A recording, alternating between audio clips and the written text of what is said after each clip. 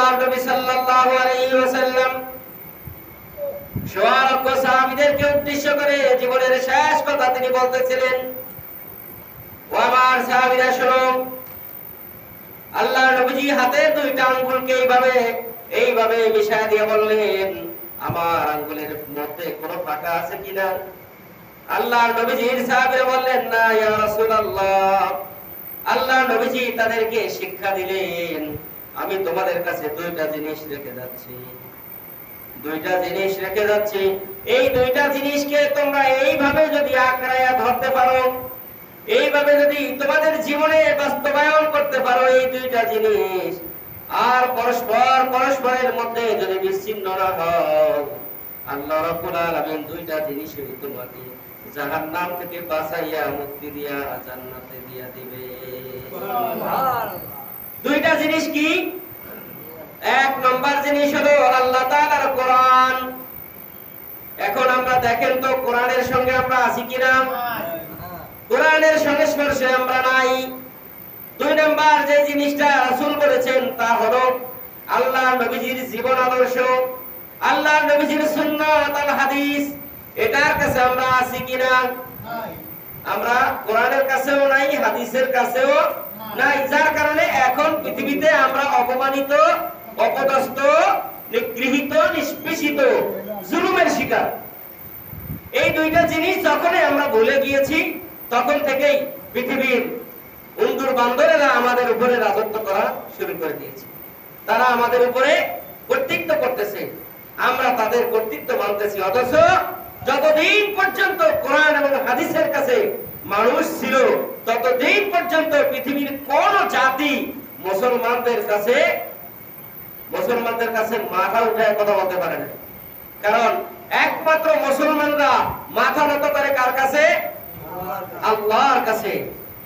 আর পৃথিবীর অন্য সকল জাতি আল্লাহর কাছে মাথা নত করে না, ওরা ওদের দেবদেবীর কাছে যায় মাথা নত করে। কিন্তু আল্লাহর বান্দা গোলাম আমরা মুসলমান যারা আছি, আমরা একমাত্র মাথা নত করি কার কাছে? আল্লাহর কাছে। আমরা কোনোদিন যায়া দেবদেবীর কাছে মাথা নত করছি? হাত এরকম দিয়ে আমরা কোনোদিন মাথা নিচু করছি? করি না। একমাত্র কার কাছে মাথা নত করছি? আল্লাহর কাছে। এজন্য আল্লাহ বলছেন যে, ও মানুষেরা শোনো, তোমাদের মাথা একমাত্র একজনের কাছেই নত হবে, তিনি হলাম আমি আল্লাহ। সুবহানাল্লাহ। আমাদের মাথা নত হবে কার কাছে? আল্লাহর কাছে। একমাত্র আল্লাহর কাছে আমাদের মাথা নত হবে। এর ছাড়া দুনিয়ার আর কারো কাছে মাথা নত করা যাবে না। কিন্তু আমরা মাথা নত এখন সব জায়গায় করি। আমরা এখন সব জায়গায় মাথা নত করি। অভাবে আছি, আল্লাহ তাআলা বলছেন যে অভাবে আছো, আমার কাছে সিজদা দাও। আমি আল্লাহ কোন সময় কিভাবে তোমার অভাব দূর করে দিব এটা তুমি টেরও পাইবা না বান্দা। এখন আমরা অভাবে থাকলে সিজদা দেই না, আমরা দৌড় দেই মানুষের কাছে অভাব মোচনের জন্য। জীবনেও কোনদিন কোন মানুষের অভাব মোচন করে দিতে পারে সাময়িক 2-1 দিনের জন্য, 2-4 দিনের জন্য, 2-10 দিনের জন্য, 1 মাস 1 বছর পর্যন্ত নাইলে আপনাকে দেখবে। সারা জীবন কি আপনাকে কেউ দেখবে? কিন্তু যিনি আমাদেরকে আপনাদেরকে সারা জীবন দেখেন তিনি কে? আল্লাহ। কোনদিন আমরা অক্সিজেনের জন্য মানুষের কাছে সাহায্য চাইছি যে আমার অক্সিজেনের দরকার, অক্সিজেন দাও? কোন মানুষের কাছে চাইছেন? না। পানি আল্লাহ তাআলা বলছেন যে পানি আমি দেই। আমরা কোনদিন যাই মানুষের কাছে পানি চাই বলে দিছি? বলেন যে পানি দিয়ে মানুষ আমাদেরকে বাঁচায় দিবে? পানি দেওয়ার ক্ষমতা কার? আল্লাহ। রিজিকের মালিক কে? আল্লাহ। আমরা সাময়িক কিছু সময়ের জন্য অসহায়ত্বে পড়লে, কষ্টে পড়লেই আমরা মানুষের কাছে দৌড়াই। আল্লাহ বলছেন যে না, আমার কাছে দৌড়াও। আমার কাছে আসলে আমি আল্লাহ তোমাকে চিরস্থায়ী সমাধানের ব্যবস্থা করে দেব। সুবহানাল্লাহ। আল্লাহ তাআলা কোরআনুল কারীমে বলছেন, কুল ইন কুনতুম তুহিব্বুনাল্লাহ ফাত্তাবিউনি ইউহিব্বুকুমুল্লাহ ওয়া ইয়াগফির লাকুম যুনুবাকুম ওয়াল্লাহু গফুরুর রহিম।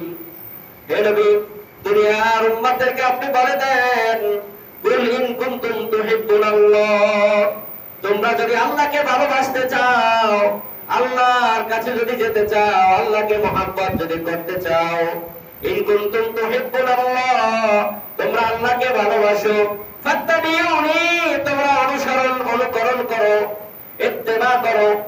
একজন, তার নাম হলো বিশ্বনবী মুহাম্মদুর রাসূলুল্লাহ। আমরা কার অনুসরণ করব বলেন তো?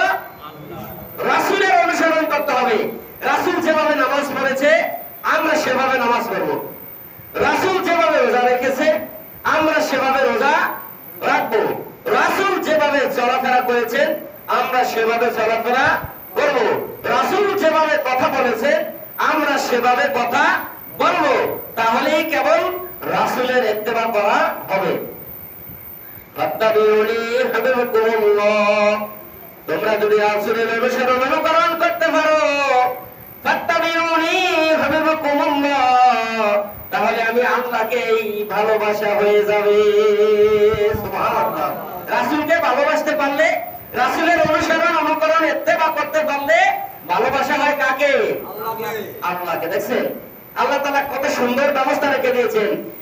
মানুষকে ভালোবাসলে আল্লাহ মানুষকে ভালোবাসবেন। আর এই দুনিয়ার মধ্যে সর্বশ্রেষ্ঠ মানুষ, সর্বশ্রেষ্ঠ মহামানব প্রিয় নবী মুহাম্মদুর রাসূলুল্লাহ, এসে তার কেউ ভালো ছিল? আদম থেকে কিয়ামত পর্যন্ত যত মানুষ আসছে আসবে চলে গেছে, সবার মধ্যে শ্রেষ্ঠ মানুষকে মুহাম্মদুর রাসূলুল্লাহ সাল্লাল্লাহু আলাইহি ওয়াসাল্লাম। এর চাইতে আর কোনো ভালো মানুষ পৃথিবীতে আসে নাই, আর কোনদিন আসবেও না। আল্লাহ নবী সাল্লাল্লাহু আলাইহি ওয়াসাল্লামকে আল্লাহ বলেন লাআল্লাকুম, আল্লাহ তাআলা বলতেছেন যে আমি মহান চরিত্রের অধিকারী বানায় আমার নবীকে দুনিয়ায় পাঠাইছি। সুবহানাল্লাহ। আল্লাহ তাআলা আমাদেরকে কত ভালোবাসেন। এজন্য আল্লাহ বলেন ফাত্তাবিউনি ইউহিব্বুকুমুল্লাহ ওয়া ইয়াগফির লাকুম যুনুবাকুম ওয়াল্লাহু গফুরুর রহিম। আল্লাহ তাআলা বলতেছে তাহলে আমি আল্লাহ কি করব? তোমাদের জীবনের গুনাহ খাতাগুলো তুমি maaf করে দিবে। সুবহানাল্লাহ। আল্লাহ তাআলাকে, আল্লাহ রাসূলকে যদি ইত্তেবা করা যায়, আল্লাহর অনুসরণ অনুকরণ করা যায়, আল্লাহ তাআলাকে যদি ভালোবাসা যায়, আল্লাহ বলেন যে আমি তোমাদের জীবনের গুনাহ খাতাগুলো maaf করে দিব। সুবহানাল্লাহ। ফ্যানগুলো ছেড়ে দেন, ফ্যানগুলো ছেড়ে দেন। তাহলে কি করতে হবে? ভালোবাসতে হবে আল্লাহকে, অনুসরণ অনুকরণ করতে হবে তার রাসূলকে। তাহলে কি হবে? আমাদের জীবনটা সফলতা তার প্রান্তে পৌঁছে দিবেন কে? আল্লাহ। সে আল্লাহ তাআলা বলেন বান্দা, এজন্য আমার রাসূল তোমাদের কাছে দুইটা জিনিস রেখে গেছে, এই দুইটা জিনিসকে যদি আঁকড়ে ধরতে পারো, আমি আল্লাহ, আমি রাসূল তোমাদেরকে সারাটা জীবন সফলতা তার প্রান্তে পৌঁছে দিব। সুবহানাল্লাহ। আমরা এখন সফলতা খুঁজতে যাই দুনিয়ায়। আমরা মনে করি যে আল্লাহ বলছেন যে সফল হতে হলে রাসূলের অনুসরণ করতে হবে। আর আমরা এখন সফলতার জন্য মেম্বার হইলে মনে করি আমি সফল, চেয়ারম্যান হইলে আরো সফল, এমপি হইলে আরো সফল, মন্ত্রী হইলে তার কোনো কথাই নাই। মনে করছি যে আমার জীবনটা একেবারেই কি হয়ে গেছে? সফল না। সফলতা এবং বিফলতা সবগুলো কোরআন। কোরআনের কাছে আসেন, আপনার জীবন সফল। কোরআন ছেড়ে দেন, আপনার জীবন ব্যর্থ। আপনি পৃথিবীর প্রধানমন্ত্রী যদি হন, আপনি যদি কোরআন না থাকে আপনার কাছে কোনো দাম নেই। আপনার চারপাশের আল্লাহর কাছে, আল্লাহর কাছে চারপাশের দামও আপনার নাই। আর যদি আপনার মধ্যে কোরআন থাকে তাহলে আপনার দাম আরশে আজিমে আল্লাহর দরবারে পৌঁছে যায়। সুবহানাল্লাহ। তাহলে আমাদেরকে মানুষ হিসাবে আল্লাহ তাআলা আমাদেরকে দুনিয়ায় পাঠাইছেন, আশরাফুল মাখলুকাত হিসাবে পাঠাইছেন। একমাত্র কার গোলামি করব? আল্লাহর গোলামি করব। আল্লাহর ইবাদত করতে হবে। এই ইবাদত করতে যাইয়া, চলতে যাইয়া মানুষের ভুল ভ্রান্তি হয়, তাই কি না?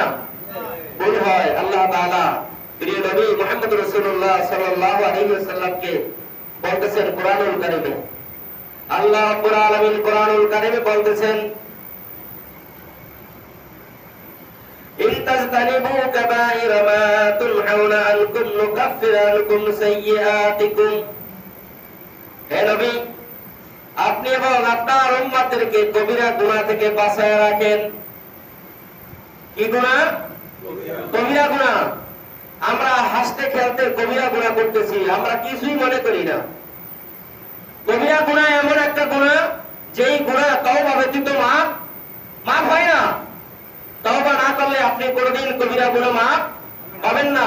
আল্লাহ বলতেছেন ইস্তাজতানিবু কাবাইরা, হে নবী আপনি আপনার উম্মতদেরকে বলেন তারা যেন কবিরা গুনাহ থেকে বেঁচে থাকে। কারণ কবিরা গুনাহ কি করে? মানুষের জীবন জিন্দেগিটাকে ধ্বংস করে দেয়।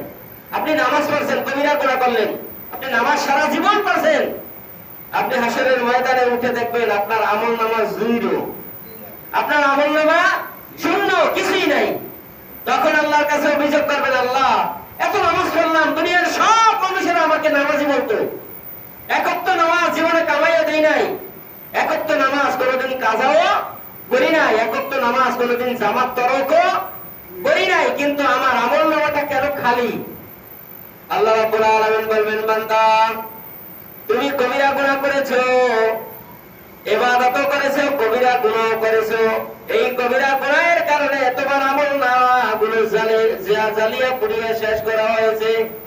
কারণ কবিরা গুনাহ করবা, তোমার আমল কোনো তো আল্লাহর দরবারে কবুল হবে না, আল্লাহ তাআলার দরবারে কোনো আমল তোমার যাবে না। আল্লাহ নবী সাল্লাল্লাহু আলাইহি ওয়াসাল্লাম হযরত মুআজ ইবনে জাবাল রাদিয়াল্লাহু তাআলা আনহুকে বলতেছেন, মুআজ, ও মুআজ শোনো, মুসনাদ আহমদ শরীফের মধ্যে আল্লাহ নবীজি হযরত মুআজকে বলতেছেন, মুআজ রে, ও মুআজ সাবধান, কবিরা গুনাহ করবা না। আমি তোমাকে 10টা উপদেশ দিতেছি, এই 10টা উপদেশ শুধু তোমার জন্য নয়, কিয়ামত পর্যন্ত আমার উম্মতের জন্য আমি রাসূল জানাই দিলাম।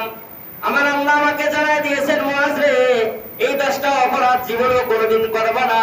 যদি করো, যত ইবাদত করো, যত আমল করো, কোন আমল আমার আল্লাহর দরবারে পৌঁছাবে না। কিয়ামতের ময়দানে আমলনামা দেখবেন শূন্য। নামাজ পড়েছেন, রোজা রেখেছেন, হজ করেছেন, যাকাত দিয়েছেন, ভালো কাজ করেছেন, কিন্তু কবিরা গুনাহ করেছেন।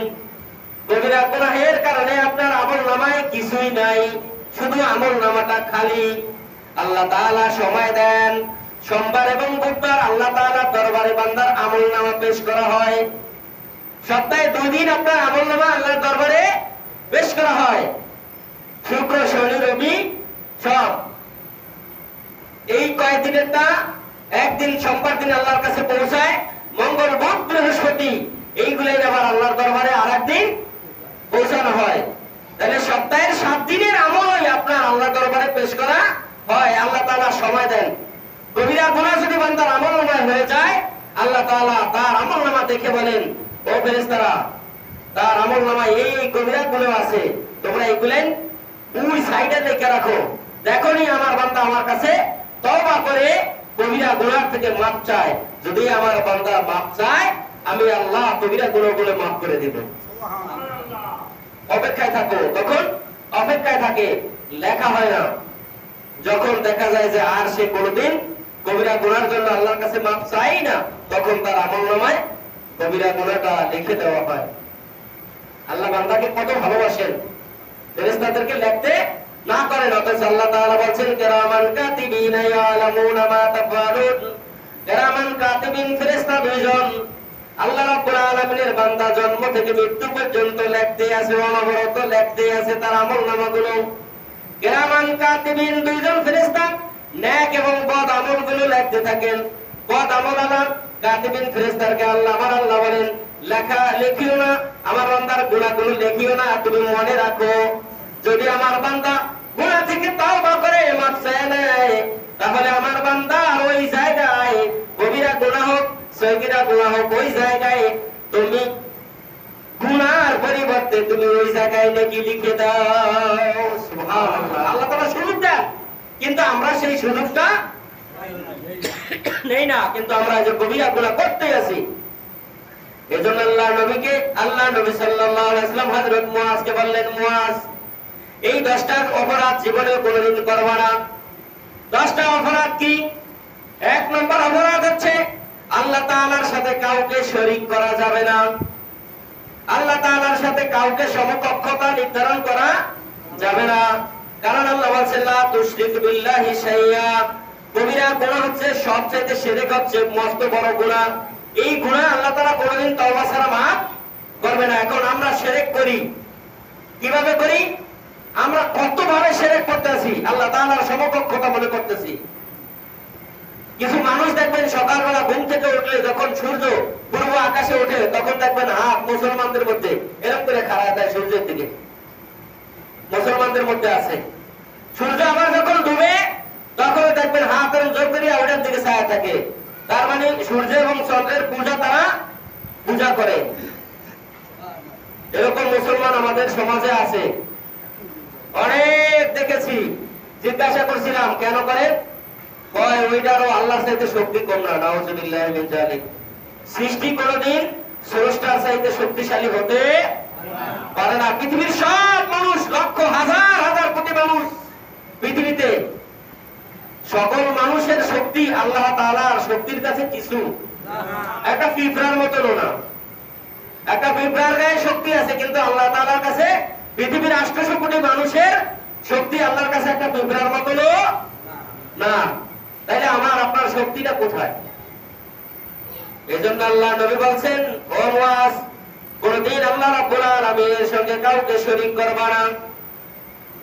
আল্লাহ তাআলার সাথে কাউকে শরীক করা যাবে না। যদিও তোমাকে হত্যা করা হয়, যদি তোমাকে আগুনে জ্বালিয়ে ভস্ম করে দেওয়া হয়, কত বড় কথা যে আল্লাহর সাথে শরীক করা যাবে না।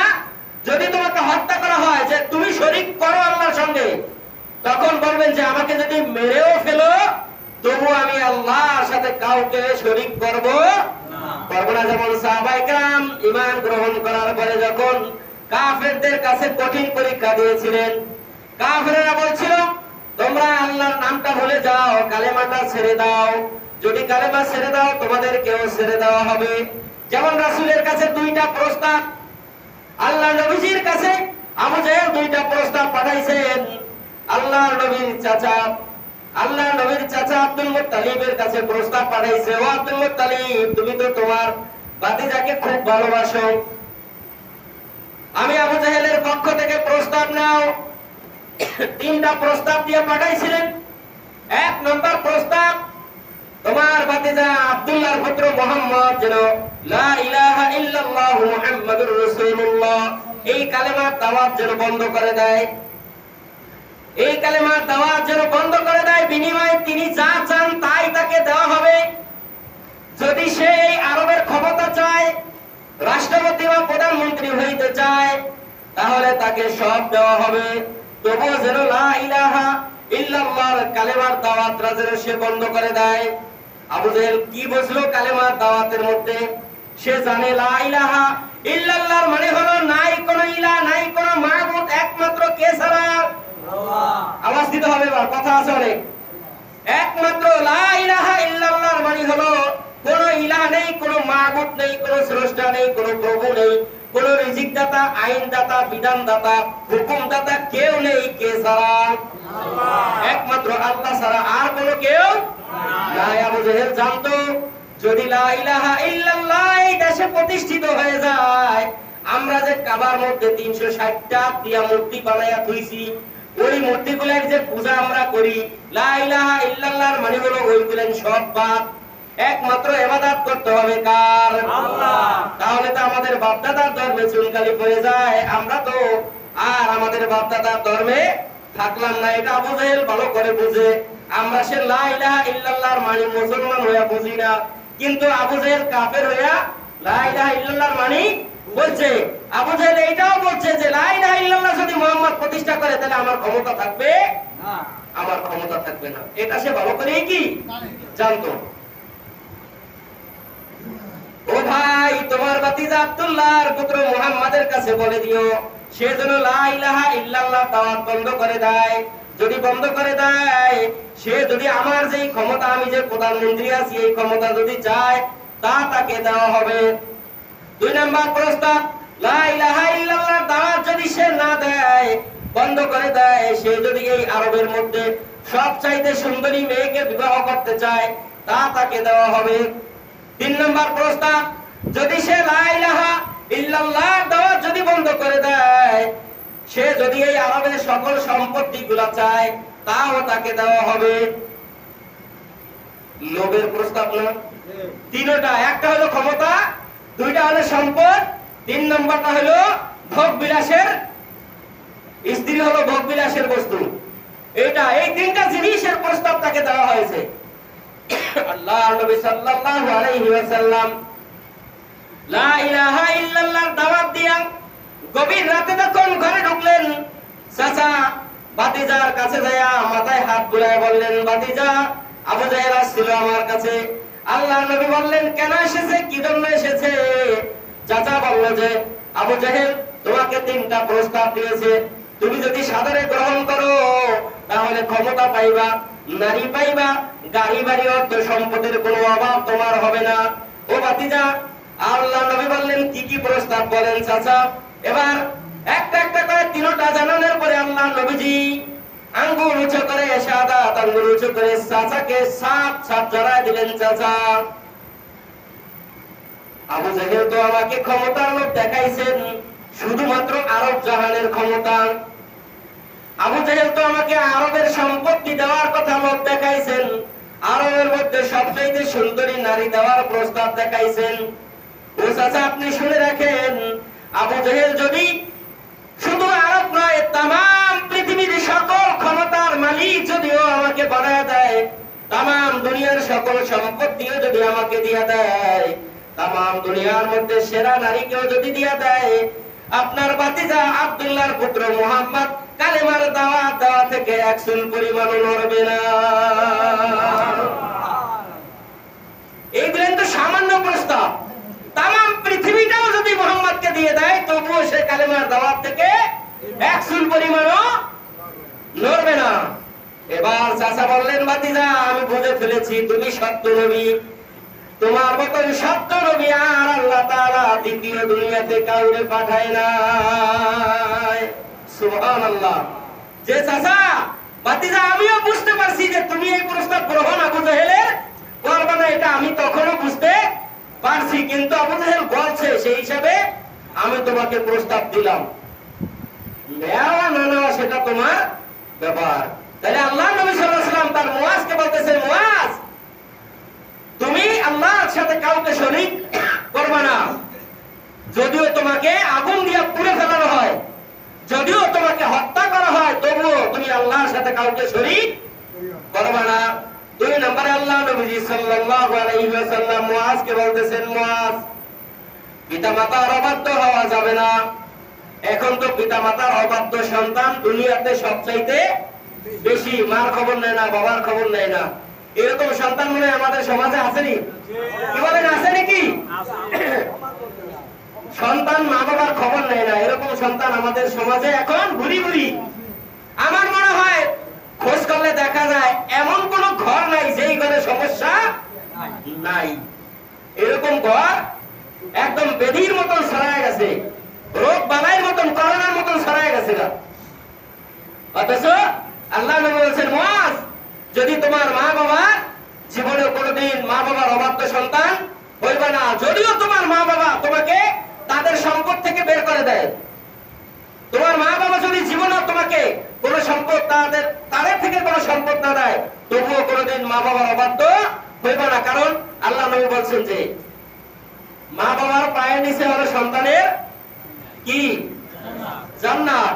মা বাবা তোমার জান্নাত, মা বাবা তোমার জাহান্নাম। তুমি মা বাবার অবাধ্য হইবা, জাহান্নামে যাইবা, মা বাবার বাধ্য সন্তান হইবা, তুমি জান্নাতে চলে যাইবা। এজন্য আল্লাহ নবী বলছেন মা বাবার অবাধ্য সন্তান হওয়া যাবে না। তিন নম্বরে আল্লাহ নবী হযরত মুয়াজকে বললেন, মুয়াজ ইচ্ছাকৃতভাবে ফরজ নামাজ ত্যাগ করা যাবে না। এবার তো সমস্যার মধ্যে আমরা আছি, আমরা যারা মুসল্লি আজকে এখানে উপস্থিত আর যারা উপস্থিত না, এই জায়গায় আমরা ধরা। ইচ্ছাকৃতভাবে ফরজ নামাজ ত্যাগ করা যাবে না।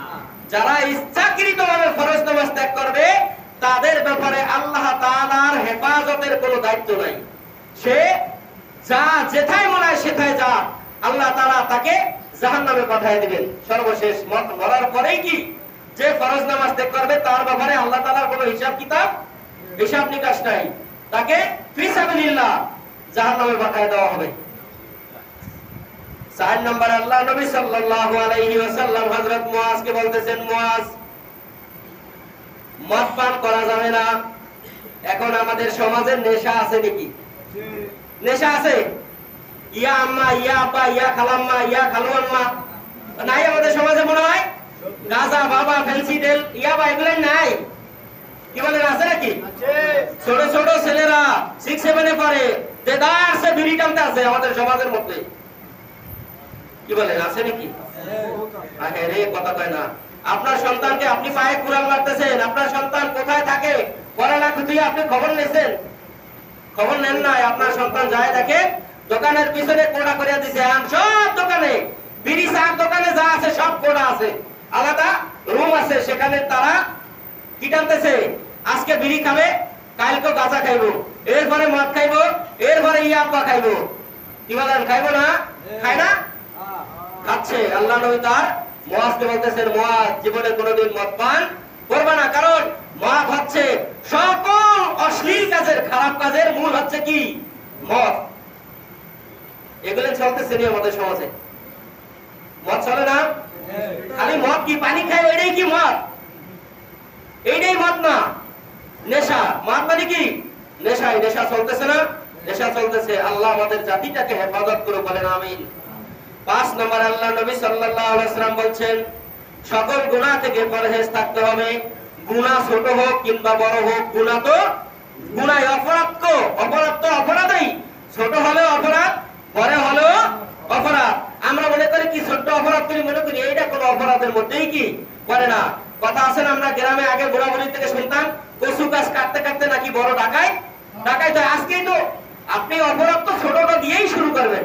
ছোটটা করতে করতে যখন আপনার অভ্যাস হয়ে যাবে, যখন দেখবেন কেউ আপনাকে ওই ছোট অপরাধের কাজে বাধা দেয় না, তখন আপনার সাহস বেড়ে যাবে।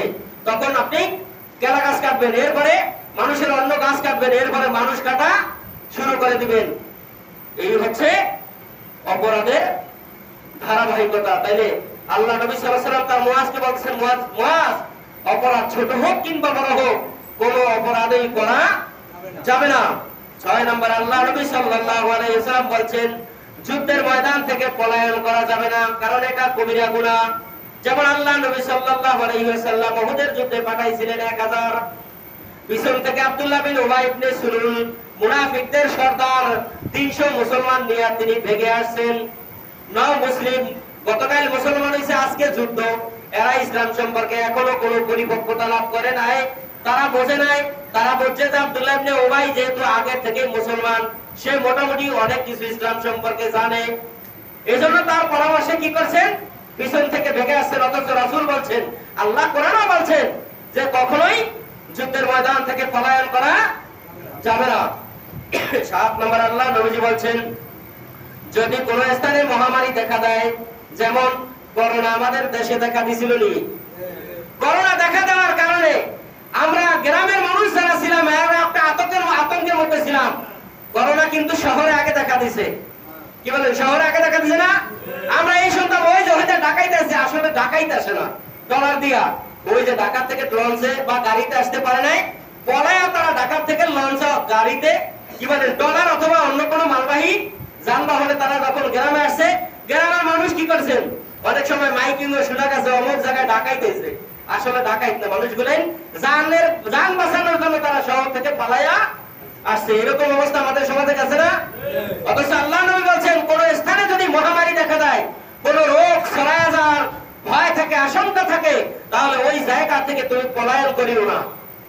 আল্লাহ নবীজির নির্দেশ, পলায়ন করা সেখান থেকে যাবে না। যদি ওই অবস্থায় ওই জায়গায় যদি আপনার ইন্তেকাল হয়ে যায়, সেই ইন্তেকালটা দুনিয়ার স্বাভাবিক ইন্তেকাল নয়। রাসূল বলেছেন, মহামারীতে আক্রান্ত হয়ে কেউ যদি মারা যায়, তাহলে তাকে আল্লাহ শহীদের মর্যাদা দান করে দেন। সুবহানাল্লাহ। শহীদ কি বিনা হিসাবে আল্লাহর জান্নাতে চলে যাবে। শহীদের রক্তের ফোঁটা মাটিতে পড়ার আগে আল্লাহর দরবারে কবুল হয়ে যায়। সুবহানাল্লাহ।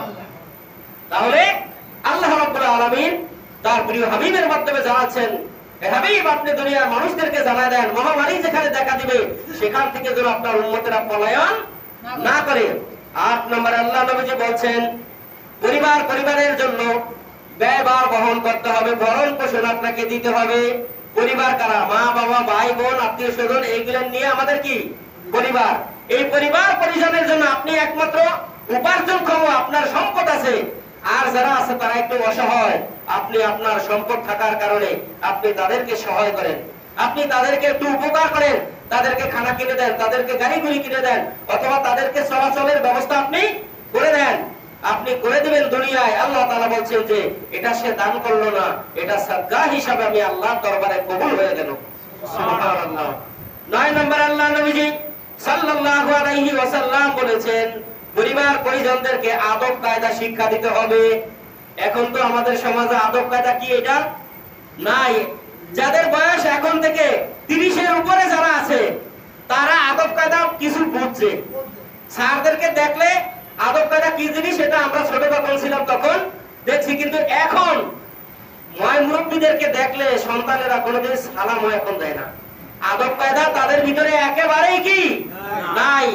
মোবাইল নামক গজব দিয়া একদম সকল আদব কায়দা গুলাই খায়া হয়েছে। অথচ রাসূল আজ থেকে 1450 বছর আগে তার সাহাবীদেরকে উপদেশ দিচ্ছেন, তার উম্মতদেরকে উপদেশ দিয়ে গেছেন পরিবার পরিজনদেরকে আদব কায়দা শিক্ষা দেওয়ার জন্য। 10 নম্বরে আমার নবী সাল্লাল্লাহু আলাইহি ওয়াসাল্লাম 10 নম্বর বলছেন আল্লাহ তাআলার শাস্তির ভয় পরিবার পরিজন সকলকে দেখাতে হবে। আমরা মরার পরে আল্লাহর শাস্তির ভয় আছে না নাই? কবরে গেলে শাস্তি হবে না, না হবে? আমি যদি এই যে 9টা কাজ যদি করিয়া মরি, কবরে গেলে আমার জন্য জাহান্নামের শাস্তি আছে না? এজন্য আল্লাহ তাআলা বলছেন যে সাবধান, তুমি তোমার পরিবার পরিজনদেরকে সাধ্য অনুযায়ী ভয় দেখাও। কারণ ভয় যদি না দেখান, আপনি জাহান্নামের ভয় যদি না দেখান, এই মানুষগুলো পথহারা হয়ে যাবে, জাহান্নামী হয়ে যাবে, অপরাধ করতে করতে তারা গুনাহগার হয়ে যাবে। এজন্য তাদেরকে আল্লাহ তাআলা ভয় দেখাতে বলছেন। আর কোরআন আল্লাহ বলছেন ওয়ালা তামুতুন্না ইল্লা ওয়া আনতুম মুসলিমুন, মুসলমান না হয়ে তোমরা মরিও না। বলে তো মুসলমান না হয়ে যদি মরেন, আমি তো এখন তো মুসলমান ঠিকই আছি, তাহলে আল্লাহ আমাকে মরার আগে বলছেন মুসলমান হওয়ার জন্য কেন? বোঝা যাচ্ছে যে আমি আসলে মুসলমান হতে পারি নাই। আমাকে মুসলমান পরিপূর্ণ হতে হবে, তারপরে আমাকে মরা দরকার। যে প্রিয় হাজিরিন, আল্লাহ তাআলার কয়টা নাম আছে? আল্লাহ তাআলার কয়টা নাম আছে? আমরা জানি 99টা নাম, তাই না? আসলে আল্লাহ তাআলার নাম হচ্ছে 5000। সুবহানাল্লাহ, কোন জোরে সুবহানাল্লাহ। আল্লাহ তাআলার নাম কয় হাজার? 5000 নাম আছে। আমরা শুধু কয়েকটা জানি, শুধুমাত্র কয়েকটা জানি। যেমন আল্লাহ, রহমান, রহিম, করিম, সত্তার, জব্বার, কাহ্হার, এরকম আমরা কিছুটা জানি। কিন্তু আল্লাহ তাআলার নাম কয়টা? 5000 নাম আছে। তাফসীরে মাজহারি, বিশ্ববিখ্যাত তাফসীর, পৃথিবীর সকল ইউনিভার্সিটিতে এই তাফসীরখানা পড়ানো হয়। যে তাফসীরের মধ্যে মাজহারি ইমাম মাজহারি রাহমাহুল্লাহ আল্লাহ তাআলার নাম পাইছেন 5000। সুবহানাল্লাহ। আমরা মাত্র কয়েকটা জানি। এই 5000 নাম শুধুমাত্র একটা আয়াতে কারিমা তেলাওয়াত করলে আল্লাহ রাব্বুল আলামিন 5000 নেকি আপনার আমার আমলনামায় দিয়ে দিবেন। সুবহানাল্লাহ। আল্লাহ নবী সাল্লাল্লাহু আলাইহি ওয়াসাল্লামকে আল্লাহ জানায় দিতেছেন, আল্লাহ তাআলা তার নামগুলোকে আল্লাহ তাআলা বিভিন্ন কিতাবের মধ্যে লিখেছেন। এক এক কিতাবে আল্লাহ তাআলা 1000 করে নাম আল্লাহ তাআলার রহমান রহিম নামগুলো দিয়েছেন। দয়াময় আল্লাহ তাআলার নামগুলো এসেছে। তাওরাত কিতাবের মধ্যে আল্লাহ তাআলার নাম এসেছে 1000। কয় হাজার? 1000। তাওরাত কিতাব হযরত মুসা আলাইহিস সালাতু ওয়াস সালামের উপর আল্লাহ নাযিল করলেন। আর আল্লাহ তাআলা শিখাই দিলেন, মুসা, আমি আল্লাহ আমার 1000 নাম তোমার তাওরাতের মধ্যে দিয়া দিলাম, যে 1000 নাম তোমরা জপবা, তোমরা বলবা, আমি আল্লাহ তাআলা তোমাদেরকে আমলনামায় নেকি লিখে দিব। এরপরে জাবুর কিতাবের মধ্যে আছে 1000। জাবুর কিতাব আল্লাহ তাআলা কাকে দিয়েছেন? কোন নবীর উপর জাবুর কিতাব আছে? জাবুরা দাউদা, দাউদ আলাইহিস সালাতু ওয়াস সালামের উপর আল্লাহ তাআলা জাবুর কিতাব নাযিল করেছেন। এরপরে ইনজিল কিতাব নাযিল করেছেন আল্লাহ তাআলা হযরত ঈসা আলাইহিস সালাতু ওয়াস সালামের উপরে।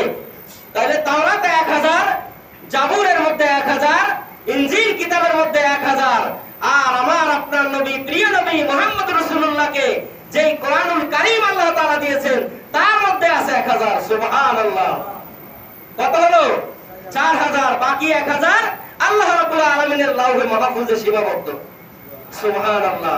আল্লাহ নবীজি শিখায় দিয়েছেন উম্মত, এই 5000 নাম একটা বাক্য, একটা লাইন যদি তুমি পড়ো তোমার আমলনামায় আমার আল্লাহ রাব্বুল আলামিন 3টা নামের বিনিময় 5000 নেকি আল্লাহ লিখে দিবে।